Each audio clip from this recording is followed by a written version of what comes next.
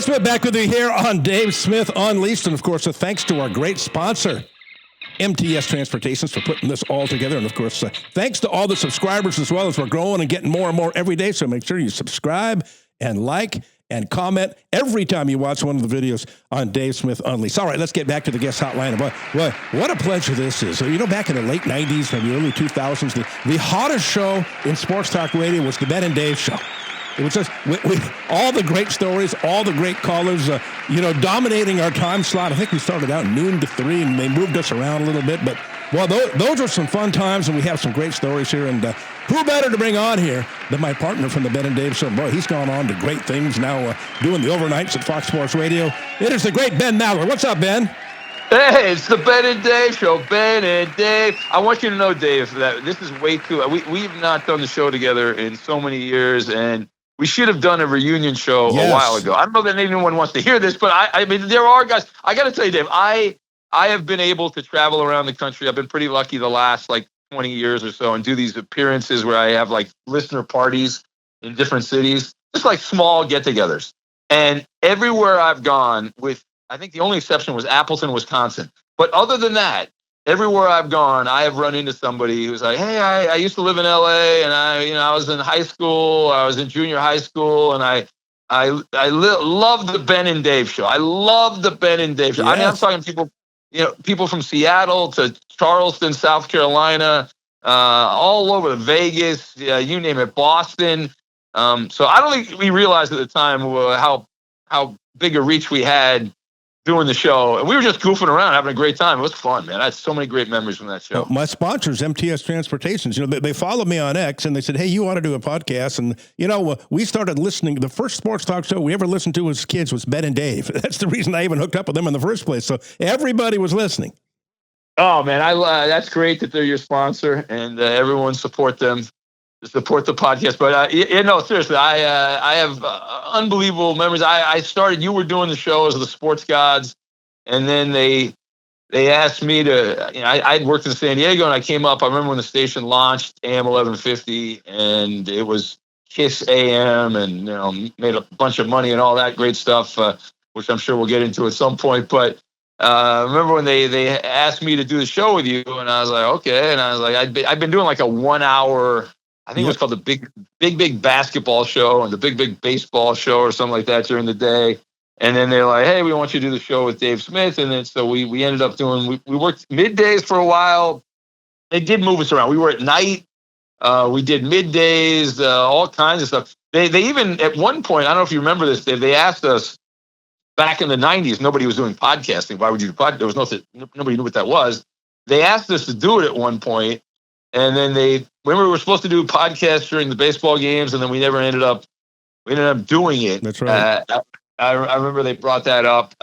And I also, looking back, at the time, the bosses at the radio station were giving us a hard time. You guys aren't getting enough ratings. However, if you look at the numbers that we got and all the key demos on the Ben and Dave Show compared to what the local shows are getting in Los Angeles now, we killed it. We dominated in terms of audience, but it wasn't good enough because they expected KISS FM ratings, and we were doing a sports talk radio show. The biggest mistake they made, and we tried to talk them into, we were killing it between noon and 3. So then one day, Big Joe McDonald's doing a show live out in Burbank. Then our boss, Mike Thompson, drove out there and fired him over at Blimpies, the famous Blimpies episode.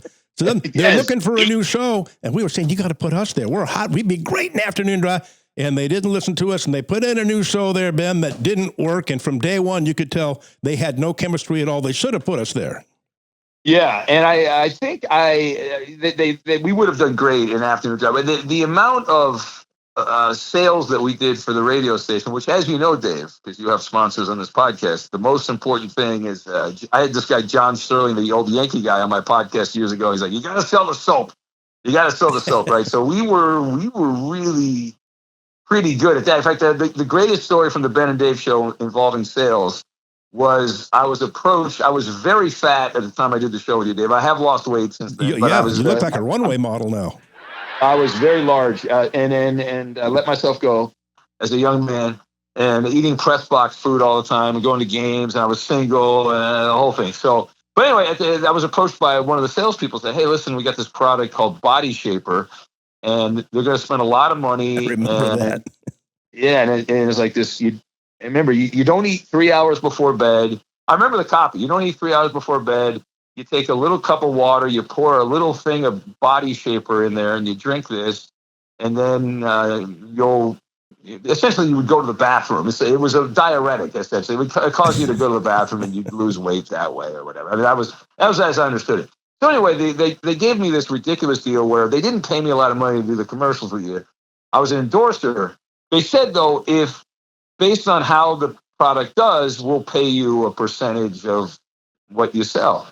So I was like, all right, fine. I was like, I didn't know. I was a young guy at the time. I was like, all right. I didn't realize that they thought the only reason they gave me the deal was because they thought no one would actually buy the product. But Dave, on the Ben and Dave show, went crazy. We ended up number 2 in the market in all of Los Angeles radio. The only show that beat us was the Howard Stern show, which was the number 1 show at the time. The Howard Stern show back when he was in his prime. And so because of that, they ended up owing me a clause in the contract. They owed me like $20,000, which in talking like 1998, $20,000, right? I mean, that's a lot of money. I mean, the radio. And I'm still waiting, Dave. It's been what are we looking at here? Been a long time. What's the interest on 27 years? I know, right? Who do I contact? Do you know a lawyer, Dave? Can I maybe one of those "Who Hurt You" billboards we see in LA? I can get him right after. We had I don't even remember his name. We had a sales guy. He was like 8 feet tall. He had like blondish red hair. He was a real big guy. I don't remember his name. And he was just, his eyes were insane. You could tell the guy probably had a problem with substances and abuses.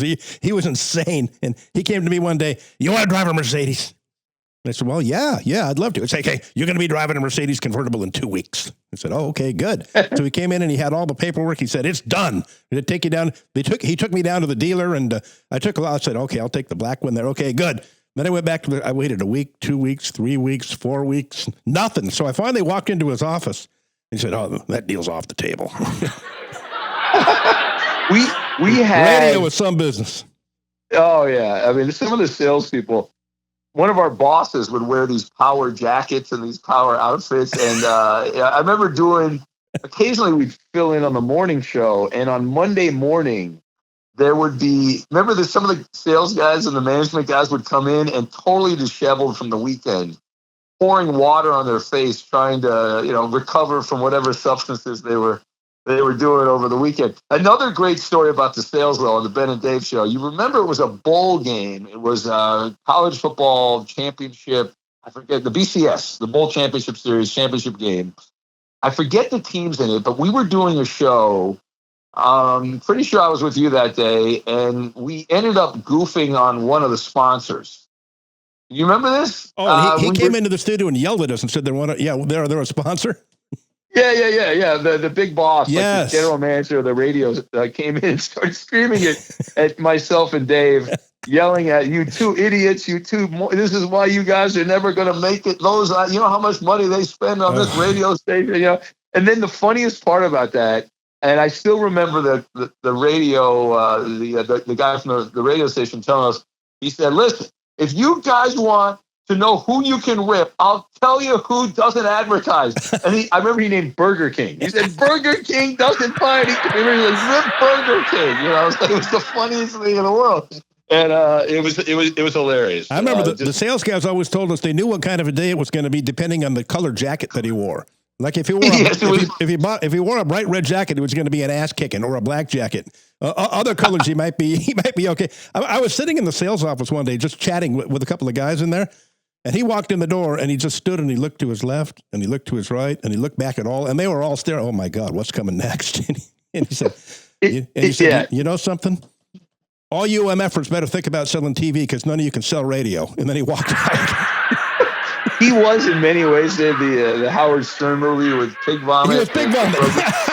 Yeah. I mean, he was our Pig Vomit in many ways. Another great example of the genius of the Ben and Dave show is there's a little secret in radio. The daytime shows. Now I do an overnight show. I have no budget, but the daytime shows, usually they give you a budget for paid guests.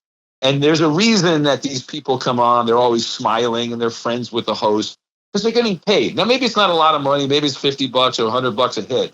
but they're getting paid.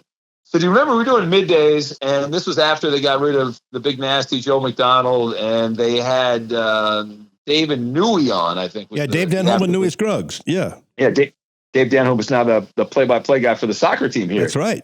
In LA. Dave's done a good job. But anyway, so they were doing the show, and they had a budget. We were the Dodger station, AM 1150, and they had Davey Johnson. You remember this? Davey Johnson was on. They had the manager's show. Davey Johnson would come on one day a week and talk for like 20 minutes about the Dodgers. And he was horrific. He was so boring as a radio guest. It was terrible radio. So we were kind of bitter that they had this budget. Remember, Dave, we were upset that they had this budget for Davey Johnson. So we were like, all right, listen, we'll do our own Davey show. And I had befriended a guy named Dave Hansen, who was a pinch hitter for the Dodgers. And we ended up getting Dave Hansen on every week. And Dave Hansen killed it. He was great. He was wonderful. You remember, he was amazing on the radio every week. We called it the Davey Show. And do you remember what happened the following year, Dave? What happened? You remember what happened was that the afternoon show dropped Davey Johnson and started paying our guy Dave Hansen. Oh, yeah. They stole our guest. And I was like, what the heck? You know, I'll never forget, boy, those guys. I'm not going to say they hated each other, because Denholm's a good guy, but Newey really hated Denholm for some reason. Newey Scruggs. I remember we walked into the studio right before the show, and Newey would literally have his back turned all the way to him, and he had the microphone pulled in front of his mouth. He wouldn't even look at him while the show was going on. And we said, I don't think the chemistry's right with these guys. Well, there was a lot of drama. There was always a lot of drama. And the cool thing, and some of the stories I don't think we've told, I'm sure we'll get to Carl Malone and Terry Bradshaw and some of those guys, but the shows they almost hired. Do you remember they were talking in negotiations, our boss, Mike Thompson, with Eric Estrada from Chips. He was in my Lamaze class, by the way, when my daughter was born. There you go. Yeah. Eric Estrada, who I loved Chips when I was younger. I used to watch it all the time. They were thinking about giving him a show. And then the other one, which would have been next level, Mr. T. I was just going to say, do you remember Tea Time? That's what they were going to call it. Yeah, they were going to call it Tea Time. He came in and did a test show. He had a towel around his neck. He was sweating bullets, and he just screamed and yelled for about an hour into the microphone. Yeah. Which was all you need to do. That's pretty much it. But I guess he didn't pass the screen test. I think he wanted too much money. Yeah, well, it's usually about the money, and clearly it's about the money. Tea time. Another famous Ben and Dave moment was the pep rally at the Smokehouse in Burbank. You remember that? Yes. Oh my God. Memories are flying. So they brought in, here's another reference to Tommy Lasorda. They brought in Lasorda to give a pep talk to the radio station. We had launched, I think it was the year earlier. We had launched, it was about a year into the radio station. So as a sports station. So they bring in, it's a power lunch at the Smokehouse, great garlic bread, just a legendary Hollywood restaurant right across from Warner Brothers. And we were over on Riverside Drive. So we were on the other side. So we went over to have this power lunch. Everyone, all the on-air talent, all the salespeople, everyone's there. And the boss we mentioned, we didn't say his name because we don't get sued. He gave some kind of speech. And then Lasorda spoke. And then at the end, do you remember this? I'll never forget this as one of the FU moments in radio. So they announced as kind of a final crescendo, they said, listen, we are going to spend a fortune on billboards around Los Angeles. And we are about to unveil the billboard. You remember this? So they started showing all these billboards that were going to be on buses and, actual roadside. LA is a big billboard town. So they started showing all these billboards. And you and I, we looked at each other. We noticed there was something missing. You remember what was missing from the billboards? Well, you and me, right? Yeah, we were not on the billboard. They had every other show on the radio station. The highest rated show wasn't on there. It's unbelievable. And we somehow were not on there. We were somehow we're not. We didn't make the billboard. And I remember they were like, "Well, that's an oversight. We'll get that. We'll get that fixed." We're still waiting, Dave. I'm still waiting for a billboard. I haven't gotten a billboard anywhere. Well, let's talk about, some of the great moments, the great stories here. The boss came in one day and said, I got great news for you two guys. Great. We thought it was going to be a raise or a different time slot. He said, We cut out our newsletter 6 a.m. on Saturday mornings. We were on till midnight, which means we're going to get about. I've given you a new slot, 6 to 9 a.m. Saturday mornings. We've got all kinds of things, and they were sending us all over the place for remotes at 6 in the morning. The pouring down rain and in a windstorm with no canopy outside Knott's Berry Farm. The Jiffy Lube story. Ben, you got a million of those. You can tell. Oh, I do. And I remember Mike, and I love Mike. Mike, was my favorite bosses, but he was a bull crap artist. And he's like, remember he told us, Dave, he's like, listen, you know how many men have to get up early on Saturday to do honeydew lists? I remember he said honeydew list. The honeydew list. You guys will be dominating him. But it was really because they could sell remotes. We learned later. Exactly. It was just, it's not where's Waldo, it's where's Ben and Dave. We went everywhere. I don't think we reached Ventura, but we went from like Calabasas down to South Orange County doing remotes. And you're right. We got off at midnight or whatever it was on Friday night, and then we had to be up. We had to be on the air. I think it was at 7, but we had to get up and be on the road. Drive an hour. Drive an hour to the remote, and then we get to these remotes, and they often had no idea who we were. They were annoyed we were there. They'd ask us to turn the sound down because we were interfering with business. It was the most ridiculous stuff. And we had at the nighttime show, we did the nighttime show together for a little bit too. We'd have listeners who would follow us around, and that created some great moments. We had the famous Charger Dodger Eric, who was one of our big callers. Oh, CDE. what a legend! Yeah. And boy, you talk about a shakedown, Charger Dodger Eric. With you, Dave, you ended up having to buy him cheeseburgers at all these restaurants we'd go to. And then he'd always ask one of us for a ride home after the show was over. Yeah. I'd give him a ride home. Here I am, a bright-eyed, kid from Orange County taking him to the hood. I had no, I was like, what are we doing? And I'm asking a blind guy. That was back before GPS on your phone, really. A blind guy where to go. Yeah, he's trying to describe stuff, but he can't see anything. And Danny from Panorama City screaming, almost standing. It was like a religious revival day. Remember, he got into it with Charger Dodger Eric. So it really was. They almost got into a fight. A blind guy and a guy in a wheelchair almost got into a fist fight. Oh yeah, and it was like, to kind of describe the way it looked visually, because we were on the stage doing the show, and they were screaming at each other. So the CDE doesn't know who he's screaming at because he's blind. He's kind of screaming off in the air. And Danny from Panorama City moves his wheelchair over, and I thought I was watching like a Benny Hinn religious revival. It's almost like Danny stood up out of the wheelchair. He was so upset. Yeah, it was like a religious miracle. That happened at a Ben and Dave remote.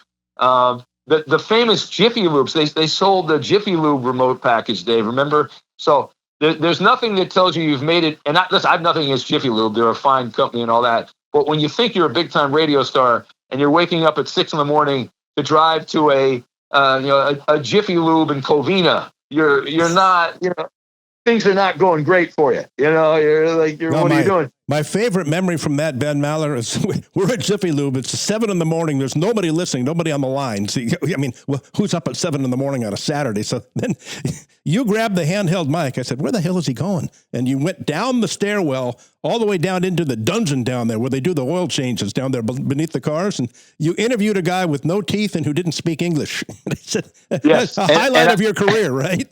And I don't speak Spanish. At that time, I know Spanglish, but at that time, I didn't even know Spanish. What an interview. I still remember the smell, Dave. He smelled awful. Yes. Oh, my God. I don't think he had showered since the 70s. It was late 90s at that particular point. It was, that was next level. That was an all-timer for sure. What about Bob's Classy Lady? It was an all-nude strip joint. They sent us out there on remotes, and right out the back door of the place, they opened up a brand-new sports bar. And the strippers would walk back there and peel off their clothes. They go from table to table and peel off their clothes for money. we started interviewing the strippers, and one of them grabbed the mic out of my hand. We lost complete control of the show, and then she was surrounded by all the other strippers, and they were drunk and cursing and swearing, and we couldn't get the mic away from them.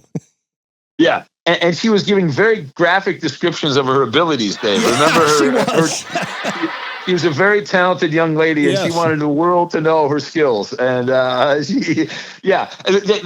sold this again. They couldn't put us in. They couldn't promote Bob's Classy Ladies. They come to the strip club even then. So they were like, Well, here you show up. There's a sports bar. They didn't really even say. They said it was like behind Bob's Classy Lady. But we're trying to get people, families, young families, to show up, and they had to walk past the strip club. And it was kind of a cool sports bar, but there was no, as you said, there was no one there. There were strippers in there.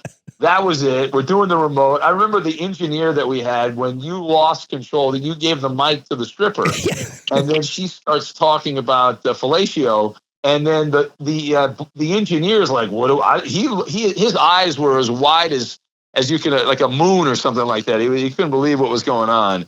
And that just summed up. That's just another random night on the Ben and Dave show. And we had great characters. We had Mark Smith, who was with us. Yes. I love Mark. He passed away a number of years ago, but Mark was one of the great characters in radio. And many different producers. You said you had Vassay on. He was on the show here. Yeah. Yeah, Vassay was going on to do the. I'll never forget the look on your face. So at the strip joint at Bob's Classy Lady, it was time to do an update, and the computer went down. They lost power on the computer or something, and you had no scores. Yeah. So you got on the talkback, and you're talking to our to our assistant program director. You said, I don't have any scores. What do I do? He said, make them up.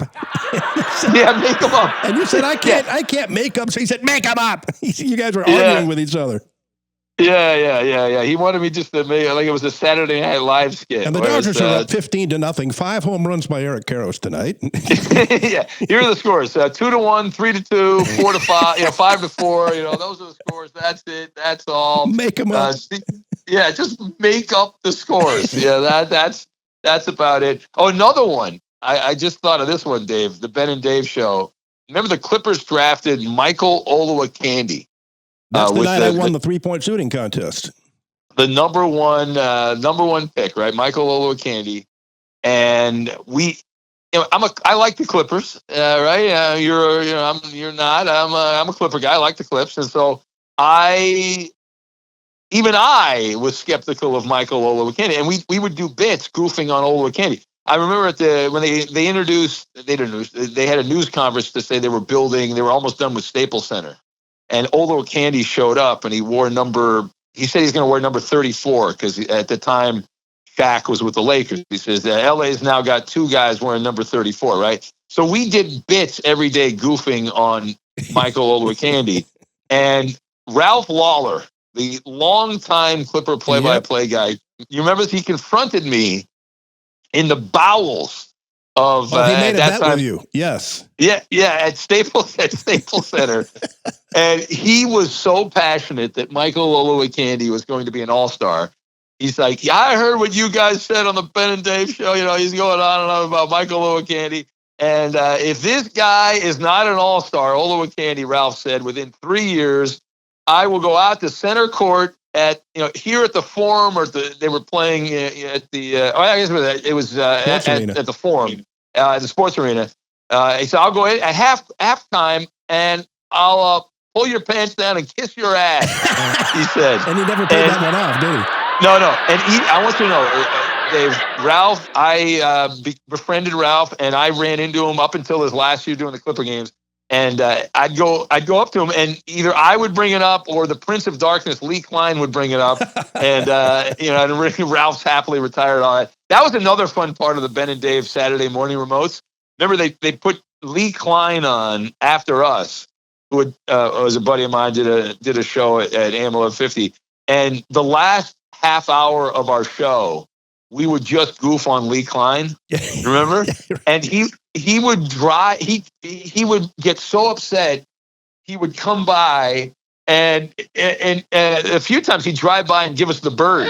Drive by the remote and give us the bird on his. I remember one time we were in the studio doing the morning show, and Lee came on after us. And after Lee's show started, like he was already on the air, and the phone lines were lighting up, and you took over answering the calls. I don't remember who his producer was. You were taking the calls, and you said, hey, when you go on with Lee, tell him he sucks, and this is the worst show you've ever heard, and he's a jackass. So, like 10 callers in a row said, you're a jackass, and hung up. And he came charging in and said, do you still want to be friends, Ben Maller? What are you doing to me? Oh, it was so You sabotaged the show. Well, there was another time we did the morning show on Saturday from the studio, and Lee was on remote. And remember I remember I stuck around after our show, and Lee's first segment, he goes to break, and I remember telling him, I said, Lee, I got good news and bad news. And what are you'd always be angry. What are you talking about? I said, the good news is you've never sounded better. Everyone here in the studio thought you sounded great. He said, what's the bad news? The transmitter went down, Lee. None of that was on the air. He got so upset. And there was another famous time that the phones went down at AM 1150. You remember this one, Dave? The phones weren't working. Yeah. Yeah. This was one day where the phones were all down. The call-in numbers were down. The only thing that was working was the hotline, which, as you know, in radio, that is the holy grail. You never give out the inside number of the hotline. Never. So Lee's like, I'm not doing a show without calls. He gave out the hotline number on the air. He said it was like a special number. He's like, here's a special number. You got to call this only today. And he got away with it. He gave out the inside number. I remember one time we had a company Christmas party. This is another funny one. I don't know if you remember this. And Lee brought some young pretty girl to the Christmas party. And we're all saying, there's no way this is real. He rented her out. He went to some kind of call girl escort service. There's no way. And she barely spoke English, the girl that he brought. So then we went on the air. The next time we were on, and we were taking bets. How much did Lee pay the escort service for that Russian girl he brought? And the fans were all guessing. He came charging in. He was so pissed off when he came to the studio. Yeah, he was very very easy to anger, and he spent so much time on his bumper music. I remember we used to bust his balls about that. He loved the bumper music. Is he still around? Yeah, he's still around. He's retired. He's still lives in the South Bay, and he's still.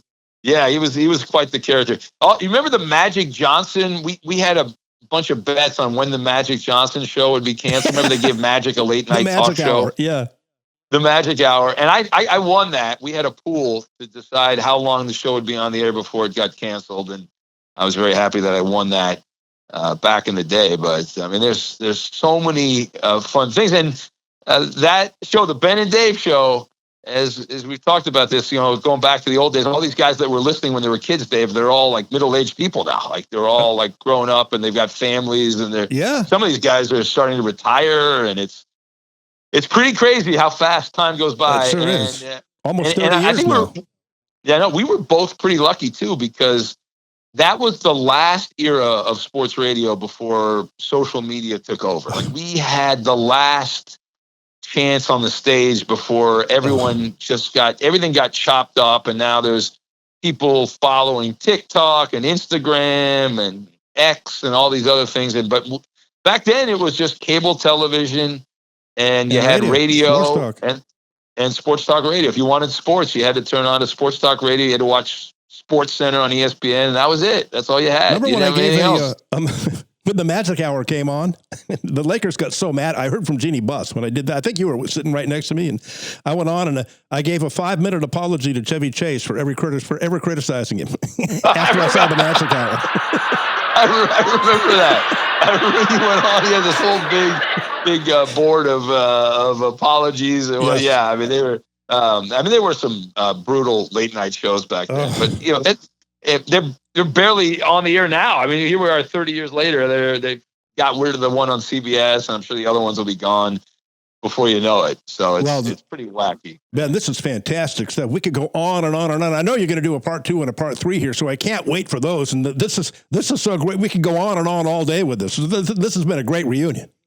Absolutely, man. I love it, Dave. We should have done this a long time ago. And all the Ben and Dave people. Hey, some of the guys, they were more Sports Gods fans than my fans. But if you want to follow me, I am on Fox during the week at night, overnight. I'm on X at my name, at Ben Maller. So I'm on there, and I've got my own podcast, the 5th Hour podcast. But we'll talk more about that stuff. You're on 11 to 3, right? Pacific time every night, Monday through Friday? Yeah, the coveted 11 to 3 slot from Sunday through Thursday, LA time. Usually on after.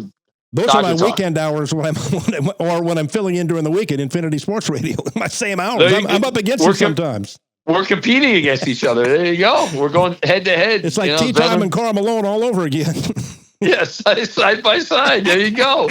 But yeah, we got much more to cover, Dave. All right. Just the tip of the iceberg. There he goes, the great Ben Maller with Dave Smith here on Dave Smith Unleashed. Make sure to give us a follow, a subscribe, a like, and a comment on our YouTube page. And we'll talk to you next time. And it'll be probably part 2 and part 3 if we can talk him into it with the great Ben Maller right here on Dave Smith Unleashed. Dave Smith Unleashed brought to you by MTS Transportations. And mention the Dave Smith Unleashed podcast and get 20% off on your next shipment for all your shipping, trucking, and freight needs. There's only one business to call, and that's MTS Transportations at 800-640-6873. MTS Transportations, 800-640-6873.